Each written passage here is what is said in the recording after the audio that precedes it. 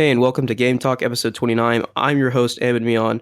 I'm joined by Michael Hello. and Connor. Hey guys. The first thing we want to talk about today is Animal Crossing 2019. I don't think it has a title yet, but this is the first console Animal Crossing we're going to get in quite some time now. I'm not myself a huge Animal Crossing fan. I mean, I just straight up haven't played it too much, but I know you two, Michael and Connor, you guys are huge Animal Crossing fans. And Animal Crossing has a gigantic, really passionate fan base. So I just kind of wanted to bring that game up and see what you guys thought of it. Right, yeah. So just for people who are not into Animal Crossing, it's basically a life simulation game, kind of like The Sims, but on a smaller scale. You control one character, and you just kind of walk around. It's a third-person game, and you walk around your town, and you plant flowers. You talk to your neighbors. You can earn a little bit of money and pay off your house loan, buy furniture to decorate your house, kind of decorate your town. It's just kind of a very comfy kind of game. It's like very zen. I also want to make it crisp. It's more isometric in its kind of viewpoint instead of third person. Like, it's not over the shoulder. Right. It's kind of top down. I wouldn't say isometric. Top down. And just from my perspective, like all the things you listed, like taking care of your garden, talking to your neighbor, they seem like very mundane things, but Animal Crossing seems to make them endearing, just like based off of its characters and animation, and just how it's styled, I guess. It's a very boring game. When you like talk about it, it's like, yeah, I went and played Animal Crossing in gardens for like an hour. But when you actually do it, or you fish for an hour, it's just kind of flows together. It's zen. You get so into it that you kind of forget you're actually playing Animal Crossing. You just kind of live in this small town for the duration of you playing. Like, it's not like, oh, I have to catch these many fish. Like, it's not like a goal that's tedious or a grind. It's more like, oh, I'm playing Animal Crossing. I live in this small town. What do I feel like doing today? Let's go see what's at the store furniture-wise, see if they have anything I like. Let's go maybe do some fishing. So, from an outsider's perspective, does any of it get repetitive ever? I mean, it can. Like, if you're trying to make a ton of money, then like the fishing, which is usually the fastest way, or it's how I always do it, that can get a little repetitive. But overall, that's just not the point. There's no goal really. I mean, you set your own goals, but I guess if Minecraft gets repetitive to you, it's kind of in the same vein. I understand. Use your set goals. Gotcha. Okay.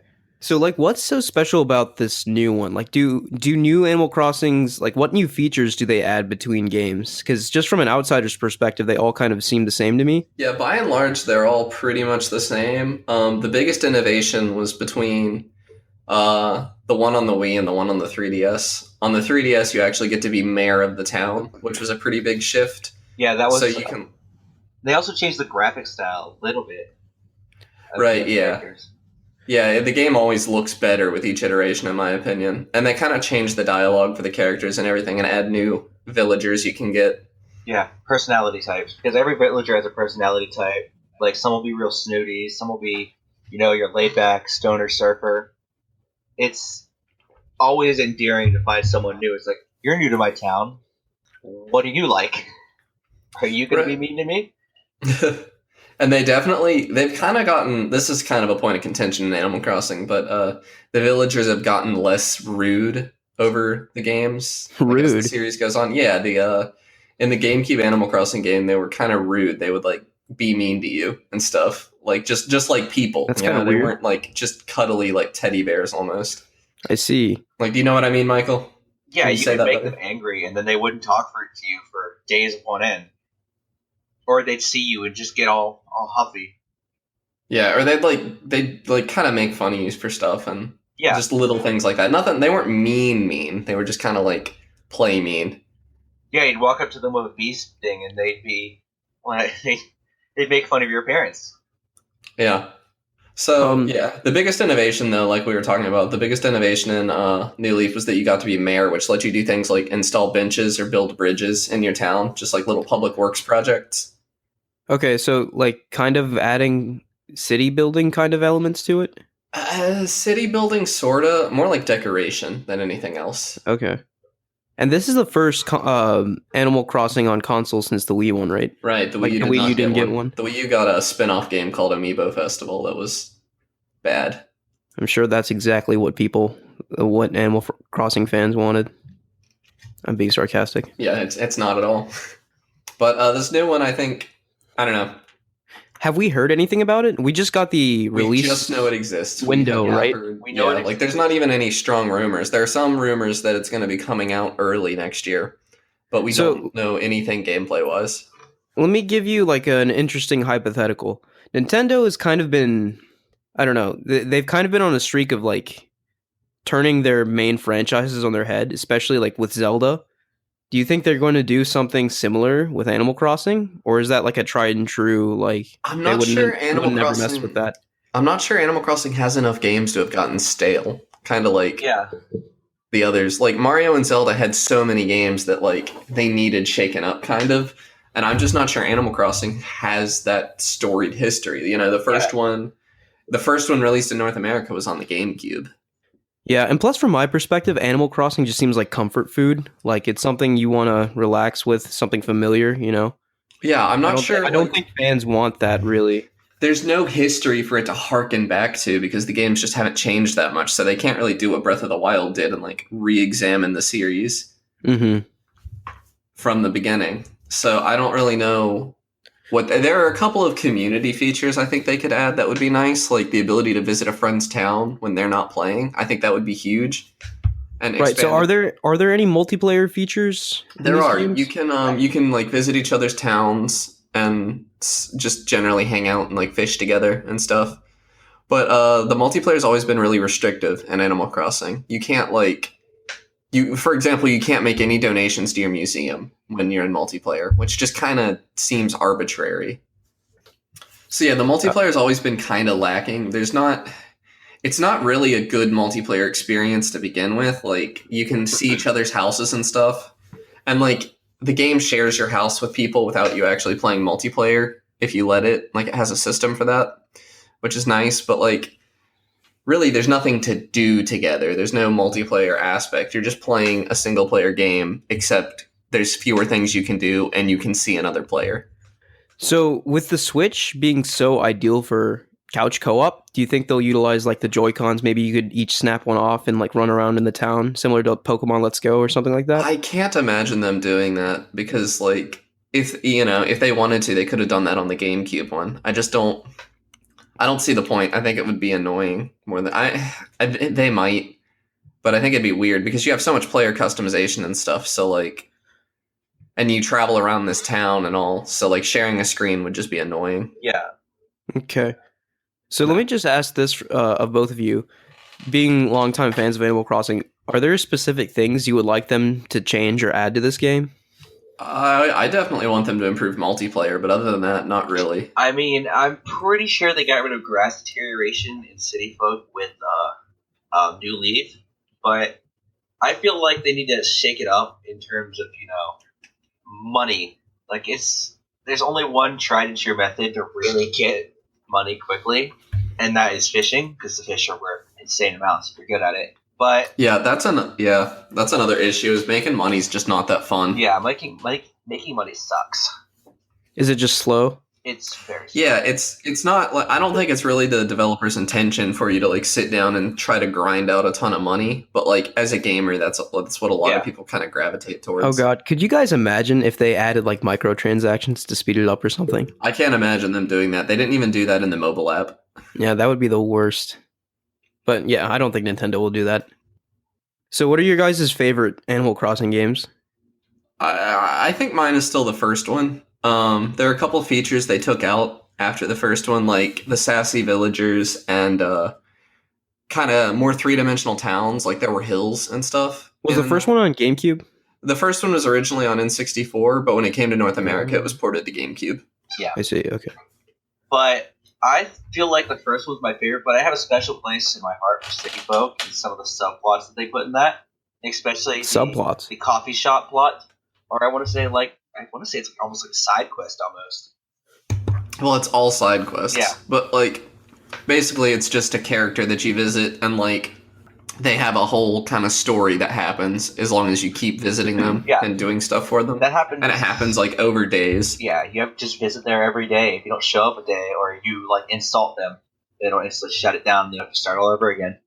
It was very creative in the way they did it. How similar is Stardew Valley to Animal Crossing? I wouldn't say very, because like Really? in Stardew Okay. Valley, you're kind of trying to make money. They have similar feels to them, but gameplay wise, they're very different. Like there's no farming in Animal Yeah, Crossing. there's no- Really? Huh. Really. I always thought there was. No, You can grow trees, like you can have an orchard, but like there's no crops or anything. there's also And really like no like day system.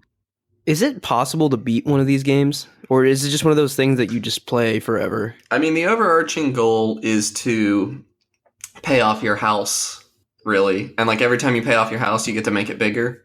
And reaching the biggest house is generally where a lot of people would say that they beat the game. But on top of that, like the game keeps track of all the fish you've caught, so you can catch every fish and donate every fish to the museum, catch every bug and donate every bug to the museum, find every fossil and donate it to the museum, find every painting and donate it to the museum. That's So a lot of it hinges on like 100% collectability. yeah. A little bit, yeah. And- Yeah, if you want to sit down and like treat Animal Crossing like a game you're going to beat. My girlfriend actually is really obsessed with 100%ing New Leaf, and like she's down to when you buy an item in the game, it gets added to what's called your catalog, which just means you could buy it again, no matter like whether or not it's in the store. You could always buy it again, and she wants to get every single item in the game in her catalog. I see. And so like how long would it take to 100% She's in been- Animal Crossing on average? She has hundreds of hours. I would say she's been Jeez. playing. Yeah, she's been playing since her freshman year of high school, I think, and she's a sophomore in college right now. Like it takes like, to complete your fishing catalog, assuming you catch every fish available to certain month. Or It would take a it year. takes a year. Like Yeah. there are certain fish that only appear at a That's certain crazy. time in a certain season. Same with insects. So to those like obsessive compulsive types that have to 100% this game, they would get a lot out of it, I'm assuming. A lot of Just 'cause mileage, There's so yeah. much so much to collect. Yeah, definitely a lot of Beast. mileage out of Animal Crossing. And paintings will take you so long to get. Like even in me casually playing Animal Crossing, the original one, I had in my museum like 1 or 2 paintings total. And one thing Animal Crossing, like in Stardew Valley, I eventually hit a point where I just had so much money that like there wasn't a game anymore. Like, you know, you could just automate stuff. And Animal Crossing really, there's no progression. Like your character doesn't like snowball. There's no positive feedback loop to like get more money, really. Like you learn better ways to get money, and you can like invest in turnips, which are basically the game's play on stock.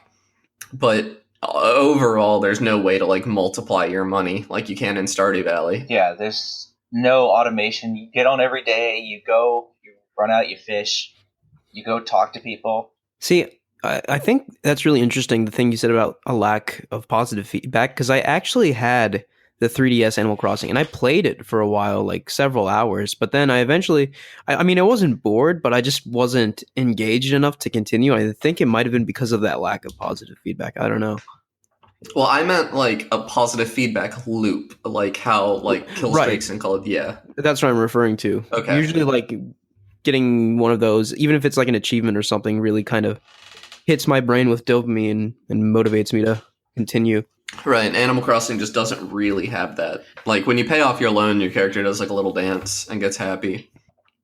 But overall, that's not what it's about. It's about like just chilling out and relaxing. And that's why I want the multiplayer to get expanded on, because like ideally that's fun. Like just having this virtual space where you can hang out with your friends Right. and like relax and like, you know, hang out and talk about stuff. That would be amazing. And not get, your legs cut off by Tom Nook for Tom not would paying your never debt. cut your legs Yeah. off. Tom Nook works hard. Yeah, Tom Nook gets a bad He rap. works hard for his children or his nephews, or I don't even know what they are anymore. He's very I think they're his nephews. He's very lenient with you paying your debt back. Like he doesn't You give literally you any debt arrive in the loans. town, and he basically says, "Oh, you have no home? Here's a home. I built it." Well, Yeah. in New Leaf, he gives you a tent first. In the original one, he's like, "Oh yeah, here's a home. I built it for you. You can pay me off whenever." Yep. So I am Team Tom Nook. I think he gets a bad rap. I think he should be in Smash Bros. Instead of Isabelle. Isabel's so needy. She just wants you to fix the town constantly. Yeah, Tom Nook just Be wants you happy. to, support local businesses. He's a hardworking man. So going back to the idea of 100%ing an Animal Crossing game, I think that leads really well into our next segment, which is just 100%ing in general, the concept of 100%ing a game. Yeah, so Um, I suggested this topic because first 100%ing a game is to basically complete all the content the game has to offer, get every collectible, complete every challenge, and it's not something I usually do.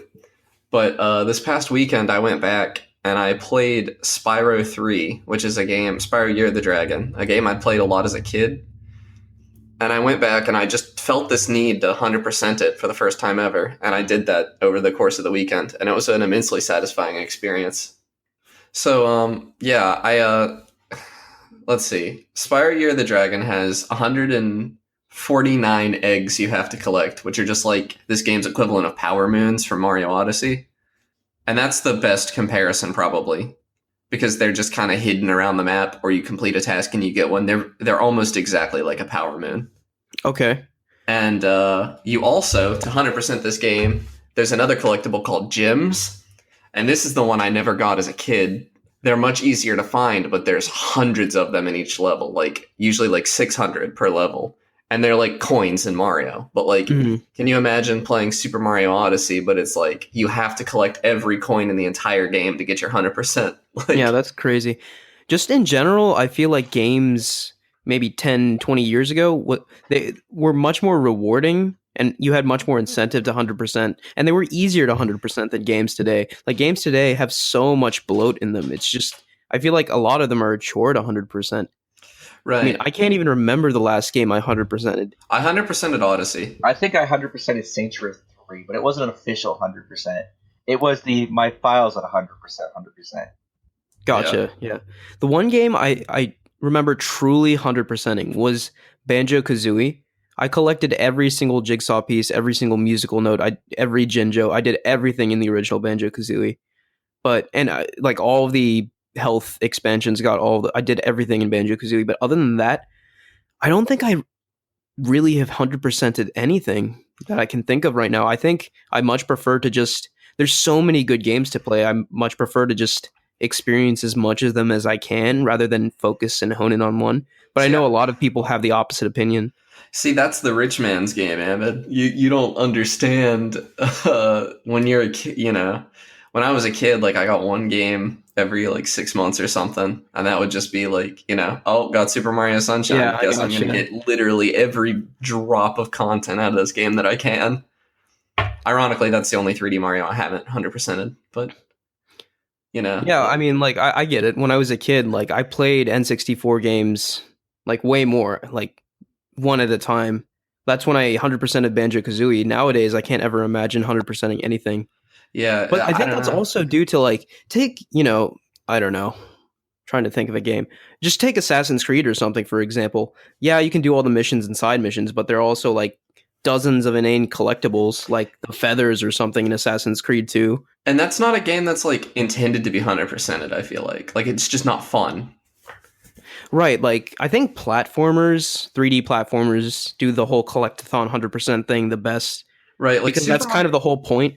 Super Mario Odyssey was a joy start to finish to 100%, but I would never ever sit down and 100% Breath of the Wild, even though I think between those two, I like Breath of the Wild more. Yeah, like Breath of the just open world 100%ing is just more of a chore than it is a pleasure. Like Right. with even with Mario Odyssey to me, collecting like what 900 moons just seems absurd to me. Granted they are all like really well See, designed, yeah, most for the most part, but just I like just wanted more Mario. Like I didn't sit down and tell myself like I'm gonna 100% Mario Odyssey. I just kept sitting down and thinking to myself, you know what? I want to play Mario Odyssey right now. And then there were moons to find, and I did them. Michael, were you going to say something? I can say the last, like soft 100% things where, like, in every playthrough of Mass Effect I do, I make it something that I must do is to complete the entire quest log in every Mass Effect game. Like, Don't you speedrun Mass Effect? yeah, speedrun 3. I want to get into 1, but it's a whole other But story. you don't complete the entire quest log when you speedrun, do you? No. 100%ing Mass Effect 3 would probably take around 12 hours.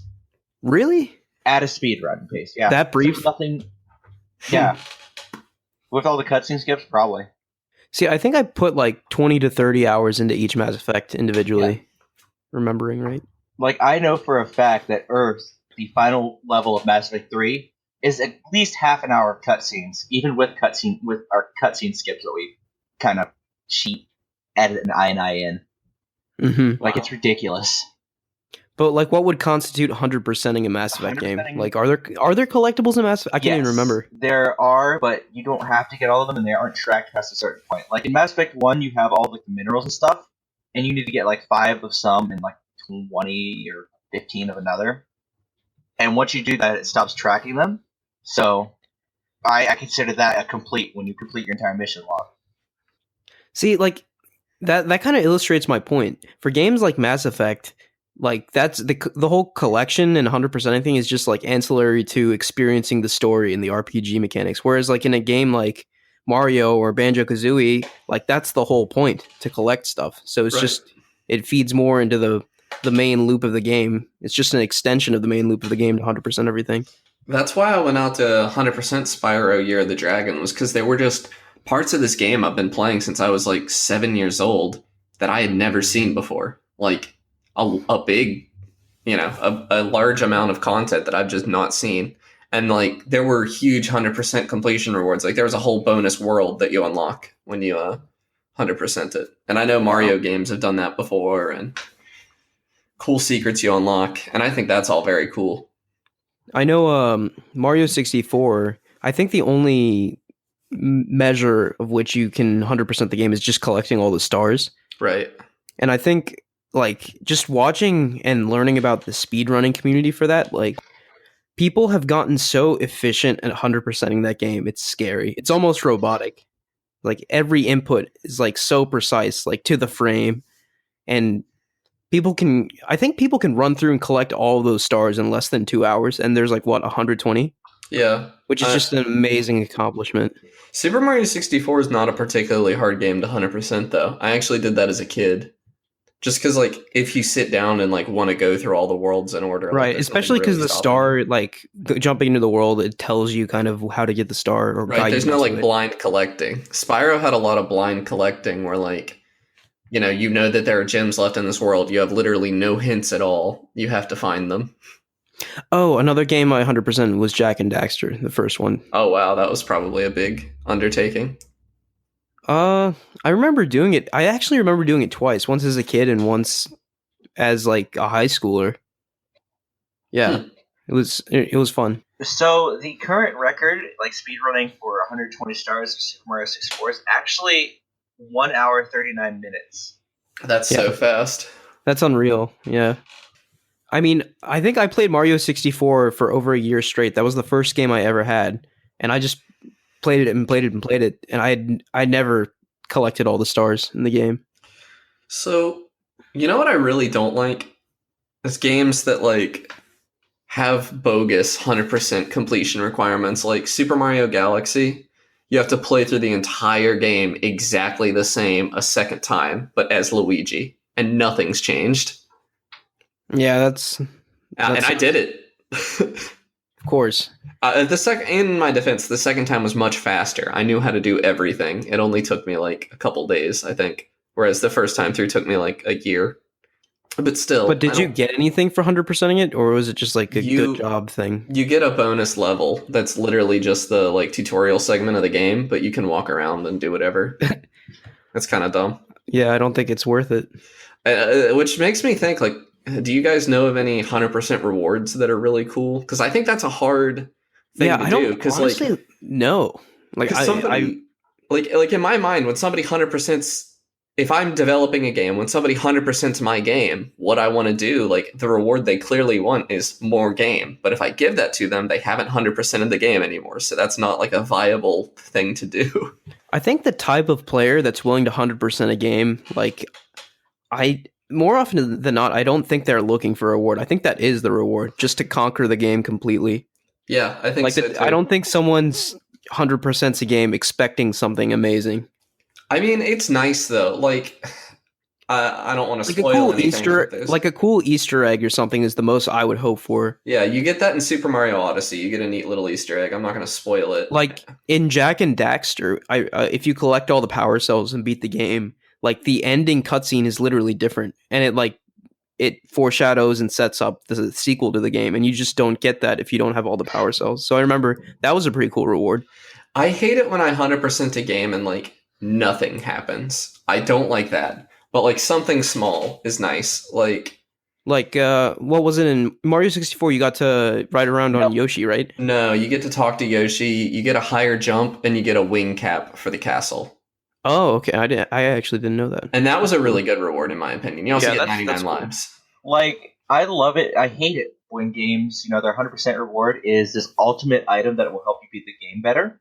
Like, yeah, Kind of, Yeah, that's pointless. it defeats the purpose. Like I kind of hate this isn't 100% per se, but like getting the master cycle in Breath of the Wild, by the time you get it, you don't really have any reason to use it anymore.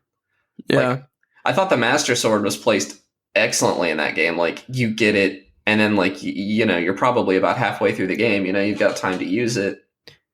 Also, for Breath of the Wild, I think the reward for getting all of the shrines, like that's something I want to do. See, I actually disagree a little bit because I mean I did it. I got all the shrines and I have the reward, but like it's the Tunic of the Wild is not upgradable at all. Like Oh, is it not? That's no. awful. No, yeah, so you never would wear it. It's just not useful.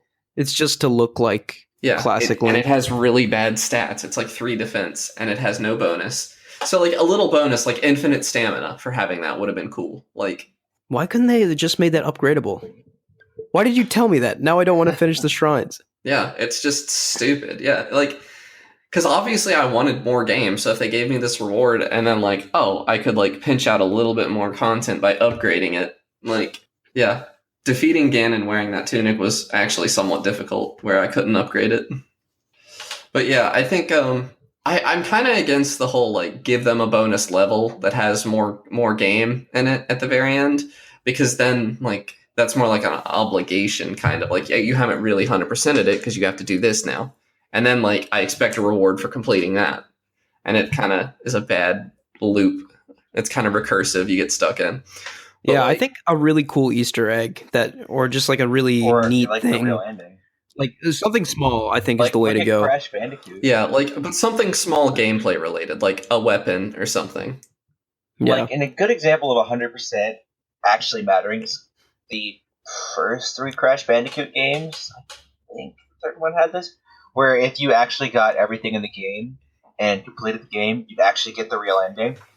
Yeah, I think that's good. Like that's Perspectrum has a bonus ending if you 100% it, and that was the road we took.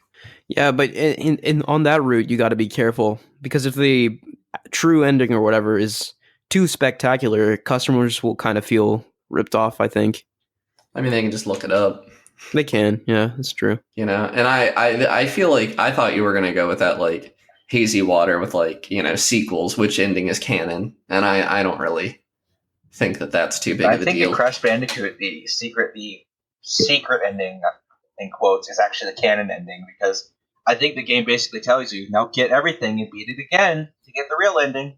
Yeah, that's what I do in Perspectum. I'm not sure too many people are worried about the Crash Bandicoot canon though. Yeah, I don't think they are either. But I enjoy 100%ing a game. I think it's a valuable. I'm at least Yeah. part of the market that likes to do it. I agree with you, but only for certain types of games. There's certain Like RPGs. I think platformers more than anything. Like I know people that have 100%ed Skyrim, and that's a bit much. That just kind of blows my mind. There's not as much content to it as you think. Skyrim is not as big a game as everybody thinks it is. I mean, I guess it was at the time, and that's Yeah. why the perception is stuck with us. Yeah, but Maybe like, 100%ing The Witcher 3 would be the equivalent today. That'd just be like mind-boggling. maybe. But I have some friends who play a lot of video games and don't have a lot of money, and 100%ing is big among that crowd. What I don't like is like Doom 2016 to 100% that game. Like there's a bunch of stupid collectibles defined, and I think the collectibles are cool. See, that's what gets me. Like, I don't want like 12 different collectibles that serve no purpose, that are completely ancillary to what I'm doing. Yeah, like I don't even think they're that good in the new Spider-Man game, like the backpacks or whatever you They're find. they're they're all so for Spider-Man, all of the collectibles serve into upgrading your gear. But I mean that's fine, but like I think the problem is that there's way too many different kinds of collectibles that just all do the same thing, and it gets kind of tedious. In Saints Row 4, there's something like I don't even remember what they're called, but they're these like balls you grab, and they're just sitting on rooftops all over the city, and they're just in plain view. Like there's nothing fun about getting them. You just walk into them, and they're like sitting on a roof. They're not defended by enemies. There's no gameplay there, and there's like to 100% that game, you'd have to collect. I want to say thousands of these. I Like think it's no. Hold on, let me check. I think it's like it's a 100 lot. something. I might be overestimating how big Steelport is. I think I think who did it right, where you have to like collect a bunch of collectibles in an open environment, is Nintendo with Mario Odyssey. Like all of those moons, they're kind of an open-ish area. Open. I want to say open world per se, but Yeah. open enough, and they're all like well designed, hard to get. And even the And moons that I didn't feel like were that good, like it wasn't that big a deal because if there was some content there. There was a little puzzle. I felt good about getting it. I wanted to get more. yeah, I think I would feel worse about it if I had saved like all the ground pound the ground at this specific spot. Like if I had saved all those moons until the end, I think I would feel worse because there's a lot of those and they're not that good. hmm But like where they were interspersed throughout my playthrough, they didn't bother me because I just wasn't, I wasn't counting them really. I was just like, oh, that was an easy moon. On to the next. yeah. I think if I'd ended on one of those, I'd be a little sad about it. I'm actually, checking how many glyphs or whatever they were called were in Saints Row 4 It's 1022, I think. clusters. There are, That's Oh kinda no, silly. it's 1388. 1255 is what I got in Saints Row 4. Awesome. So there's Everyone's not a saying different consensus on how many collectibles are in Saints Row 4. Well, the consensus is over 1,000, which is way too many. Yeah. And they're just not fun to get. Like, if they were fun to get, having thousands of them would be great, but they're not. I was just going to say, I think when you start approaching 4 digits for collectibles, you might want to start rethinking how you want to put that in your game. Like, it's just, no matter how well it's designed, it's going to start feeling repetitive after a while. Like, the fact that I they're think. easy to get really makes them feel less repetitive to me.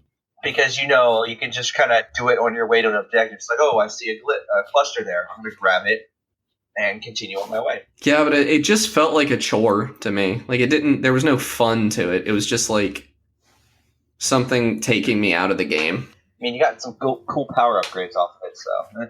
You see, I didn't like that either because I thought the game was already too easy. That's why I limited myself to certain guns, just to make it hard. Like, when I used only the Yeah, like dubstep gun. collecting these power-ups made you more powerful, which made the game easier and, as a consequence, less fun. Saints Row 3 was easy, too. Saints Row 3 was easy, but its pacing was good enough that it never really bothered me how easy it was. Like, towards the end, when I was respect level 30, I just kind of was immune to bullets, and the game became a cakewalk. Yeah, I never did that. I avoided those upgrades in particular, which I guess if you have to do that sort of thing, there's something wrong with the design of the game, but that's another topic altogether. Our last topic today is going to kind of touch on something we've talked before, but I think is still relevant and perhaps more so, and that is emulation. And actually, Mike, you brought this to our attention and wanted to talk about it. I think talking about it now is especially salient with how Nintendo seems to be doubling down on crushing ROMs and just removing all of their content from the internet, and which really puts like the whole like preservation of old Nintendo games at real jeopardy because we're running out of ways to really experience those old games again unless Nintendo puts them back out. But yeah, I kind of wanted to just bring up emulation again. So, Mike? The way Nintendo, they release old NES games, but, the fact that they've been available for free on the internet for the last, 20 years and Nintendo didn't really care about them, until they could release it on the Switch for $5 and make maybe money off of it, because I don't think anyone's going to buy Ice Climbers for $5. I Where mean, are you saying they're $5, Mike? Hold on. I'm pretty sure Ice Climbers is like $5 in the eShop. No, so when you on Nintendo Switch, you pay a subscription for Nintendo Online, and you get access to a bunch of NES games, and it's like $20 a year. but yeah, I think that's why Nintendo started cracking down, because they really want to start investing in the Switch Online NES service that they're providing. And it's just bad. I totally, yeah. I mean, that's a topic for another time. But I think their mentality is like they're slowly going to be exposing more of these old games through their Switch service over time, and they kind of want to, in order to get people more interested in that, they want to cut off other avenues for getting those games. So Ice Climbers is available on the Nintendo DS for a total of $5. So my issue with it is like a lot of these games aren't available. Like I want Donkey Kong Country Returns for the Wii.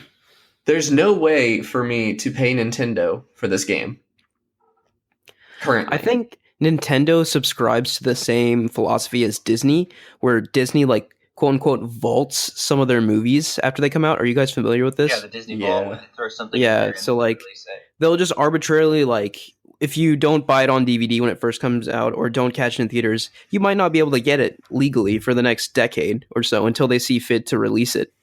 And I think Nintendo treats their properties in the same way. And that's an absurd business model to me. Like I miss Donkey Kong Country Returns. If they released it on Switch for $60, I would pay that.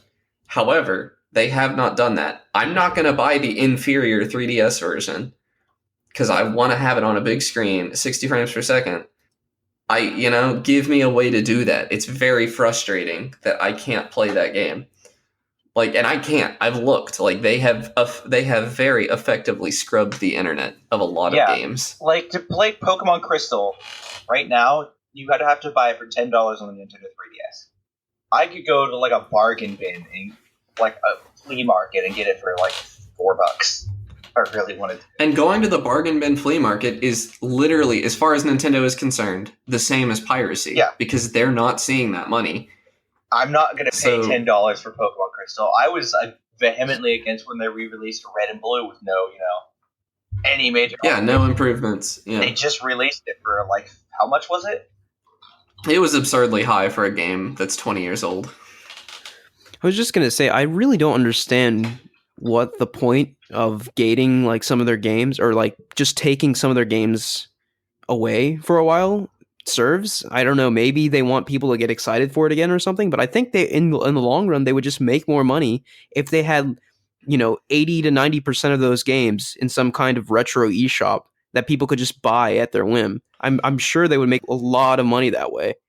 Yeah, I think there's some substance to like trickling them out, because there are people who will buy like all of them as they come out but wouldn't buy them if they were all released at once. But, like, months is too long. Like, if you're, like, especially for games nobody cares about. Like, most of the NES collection on the Switch, I just can't imagine anyone cares about. Like, the big hitters are Legend of Zelda, Super Mario Bros., Super Mario Bros. 3. I mean, in my ideal scenario, they would put all of those games on the eShop for, like, less than $5 a piece. Because that's what they're worth. Yeah, and then I could maybe see them being justified. I mean, they absolutely are justified in taking down the ROMs. It's their property. But, like, it'd be less of a jerk move, I guess, to longtime fans of those old games if they were all available for cheap, instead of just not being available online and not being available through their services. Just no access whatsoever, which seems to be what Nintendo wants. Honestly, if Nintendo released, like, an NES or SNES game every week or two for $3, I'd buy most of them. Probably $3 isn't money. Like, yeah, and I'm not a businessman, but that makes sense to me, and it baffles me as to why Nintendo doesn't do that. Yeah, getting that kind of volume sales on games with zero development cost because you made them 20 years ago, like. But my feeling, Nintendo's just because they're a Japanese company, and Japanese has a different business mindset than America, as it's wont to do when you go to another culture. They're very retro inspired. Like you go to Japan, the PS2 or the PS1 in Japan wasn't discontinued until like 2000 something. Like it was well into the next generation when it was discontinued.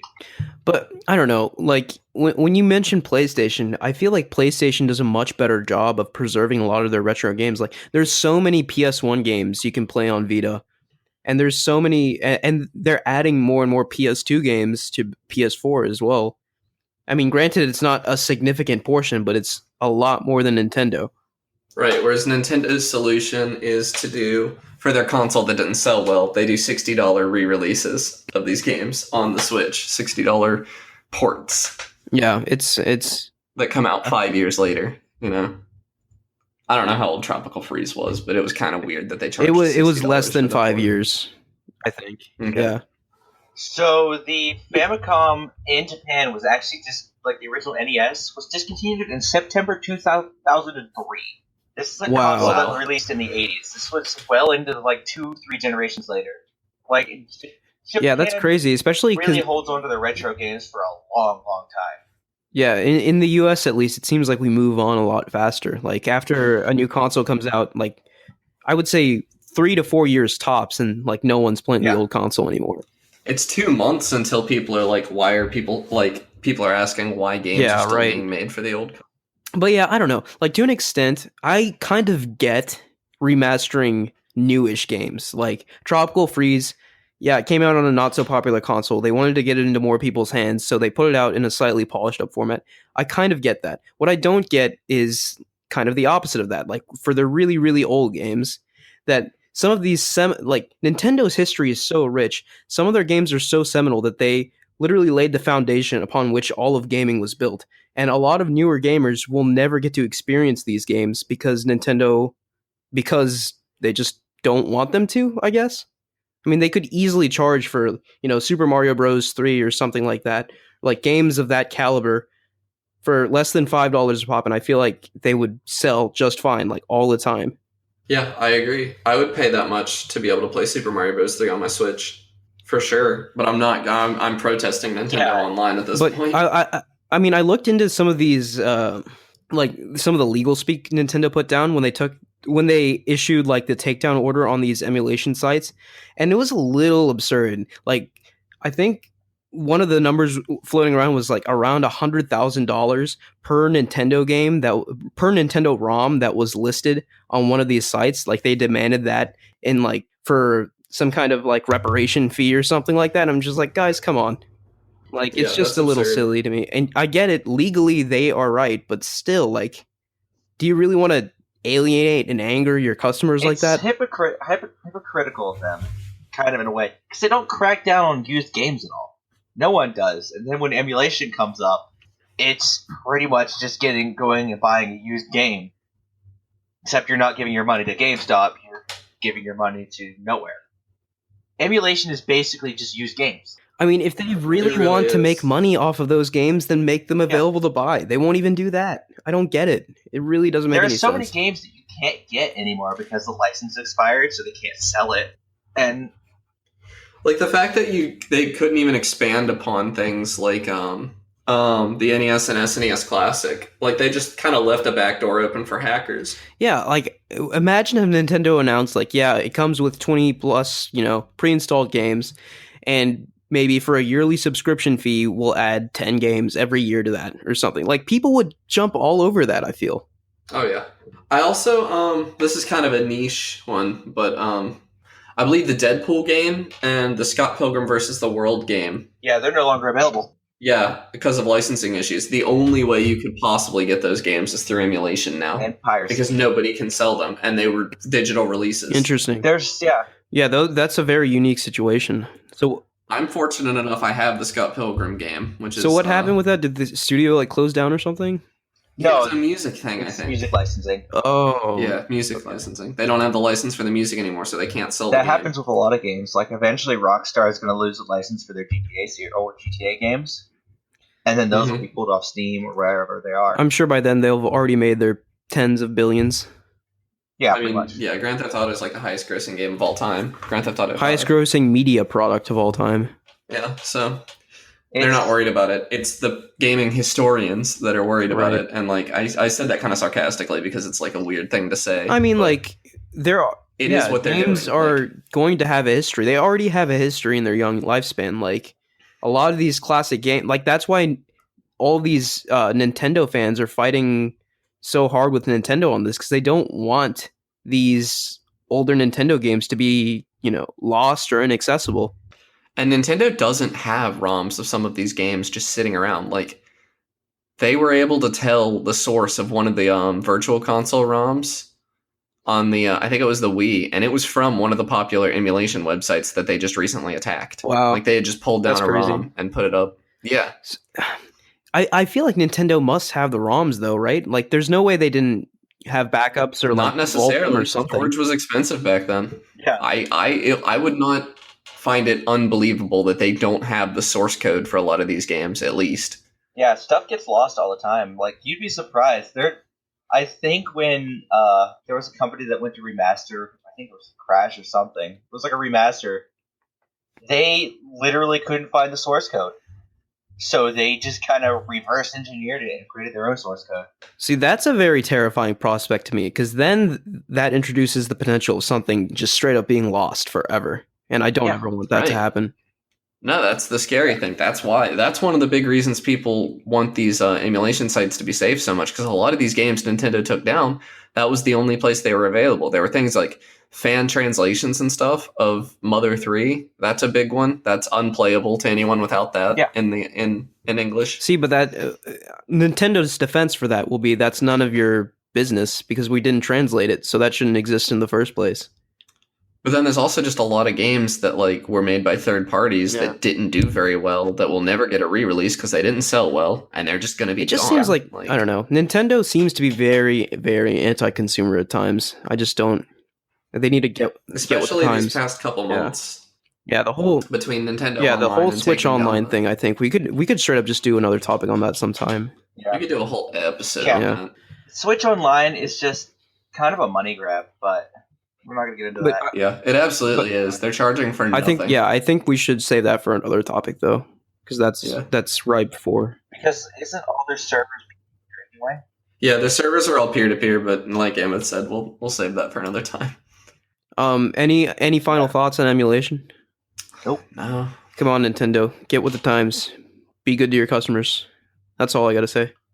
Okay, so as always, we're gonna end by talking about games we've played or games we recommend. Do one of you two want to go?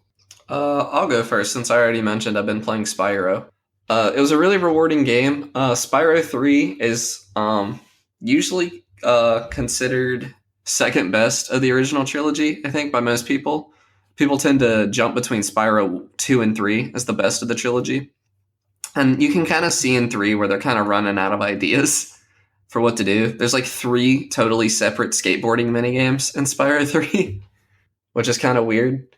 But like it's a fun game. I 100%ed it. I did all of it. There were a couple of parts that were kind of grueling that I didn't really enjoy, but by and large, it was a positive experience. I had a lot of fun.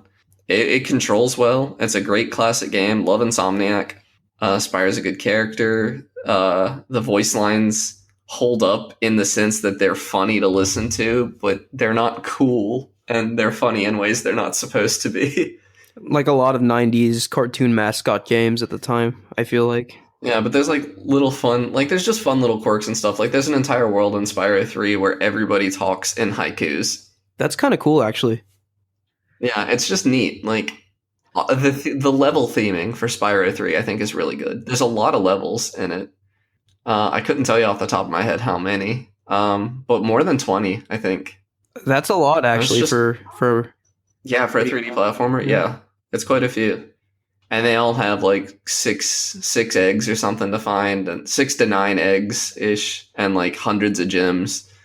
And a lot of times you like this is the first time in Spyro's history you had other playable characters, and they're all pretty terrible and unenjoyable to play as, but there's some nice variety at least.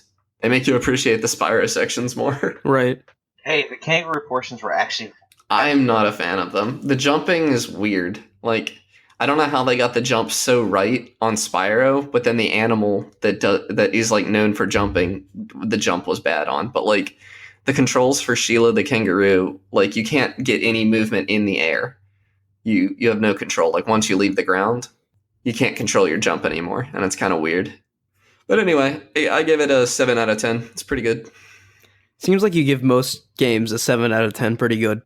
Yeah, that's fair. I probably do. I mean, I play a lot of games that are just a little above average, and 6 and 7 out of 10 is where those Yeah. go. I wouldn't 100% a 6 out of 10 game. There's no way. But All right, Michael? So I've been playing. I don't think I've talked about this one. Have I talked about Slime Rancher yet? I don't think I don't so. think so either. I'm interested in Okay. Slime Rancher. I've never gotten the chance to play it. Oh, I haven't played it in a while, but when I last played it, it was just about to release, and that was about like a month ago. It might have been a year ago. I don't remember. But it's a fun little like first-person Stardew Valley Harvest Moon kind of game where you go out, find some slimes, throw them on your farm, take care of them. It's very relaxing in a way, but it has this very unique aesthetic about it where everything looks cute, even when it's about to gnaw your face off or giving you very terrible radiation poisoning or exploding or quantum superpositioning itself out of your farm. What is happening in Is this that game? actually what's happening, or is it buggy? No, it's actually what happened. There are quantum slimes, and they will quantum superposition their way out if they are not fed properly. I could go back to my farm and I forget to feed them, and they will be on the other end of the farm, currently eating other things that they shouldn't be eating and killing all my slimes because they become tars. Overall, though, I haven't played it in so long that I really want to get back into it because they've added a good bit since release. But really, the game is just zen. You go out, you farm, you grab some slimes, you throw them in a pen. Seems kind of cruel to me. You go off, do some other things. Is it like you procedurally put it in the generated, pen or would it be the because- same for every playthrough? I think it's the same for every playthrough. Like, you could trace the spawn locations of the slimes to a general area. Okay. Because the entire world is all handmade, so it looks real cool. Like, there's a whole ruins section that's really fun to explore. But Okay. it's a lot of fun to play. Okay, cool. Okay, I'll go last. Please don't strangle me when I say this, but I have been playing Destiny 2 Forsaken. I've been playing Destiny 2 like a madman, actually. Like, that's pretty much all I've been playing for the past couple weeks. And I know I manhandled Bungie like last year when Destiny 2 was when Destiny 2 sort of fell off a cliff in terms of quality and support. It seemed almost unsalvageable, but the same sort of thing happened with Destiny 1 when the first major expansion came out, which for Destiny 1 was the Taken King. For Destiny 2, it's Forsaken. When that expansion hit, everything seemed to resolve, and suddenly there was a ton of meaningful content to do, and suddenly the gameplay was just better. Same thing happened. So campaign is very interesting. Lots of interesting lore, more so than the actual story in the campaign, but such interesting context and foreshadowing for events to come in the Destiny universe. New game modes and areas added. My favorite new game mode added is something called Gambit, and it is a sort of PvPvE mode. So two different teams basically participate in a PvE activity, and basically they farm these collectible things as fast as they can. And every so often, you have the opportunity to send one of your players over to the other team's map and potentially kill the opposing team, and set them behind. And so that it really creates an interesting like strategic dynamic of like, okay, should I be helping my team now, or should I go and invade the other team and set them back? And it's a lot of fun. It creates a lot of like tense situations that require sounds like really lots fun. of teamwork to overcome. And I'm a huge fan of it, actually. I'm not one for like too much multiplayer leaning content, but I'm so about Gambit. I love playing that mode. Lots of interesting new like weapons and armor and new exotics they've added to the game that just make you feel extremely powerful and make the grind feel worth it again. And more than anything, the new raid they added to the game, I have not yet attempted it, but I've watched a stream of it. I think it's the hardest piece of content Bungie has ever created. Just watching this raid for the first time, the world's first completion, It took the first team in the world to beat it 18 hours to complete. And there were only 2 teams, I believe, in the entire world that finished the raid in less than 24 hours. And that says a lot. Wow. And it just speaks to like the level of communication and teamwork required for this raid is unlike anything I've seen before in pretty much any game. You have to be completely coordinated and in sync with each other to succeed. If even one person messes up, it pretty much it messes the whole encounter up, and you basically have to start the encounter over. It is the pinnacle of like team-based play, and I was super impressed by it when I watched it. And I would love to attempt it someday soon with my own clan when we all get to the appropriate level, which we are not at yet because it is a very difficult raid. But anyway, yeah, Destiny 2 Forsaken, super into it. It's a lot of fun, which I didn't think I would say that about Destiny 2 again, but here I am.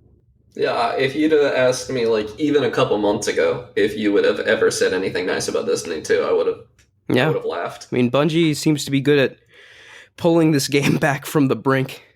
But yeah, I think that's going to do it for us this week. A note before we go. Michael here is actually leaving us to join the Navy here in a few days, and he will be gone for the foreseeable future. So, Mike, I think I can speak for everyone when I say good luck and thank you for serving our country, and we are going to miss you.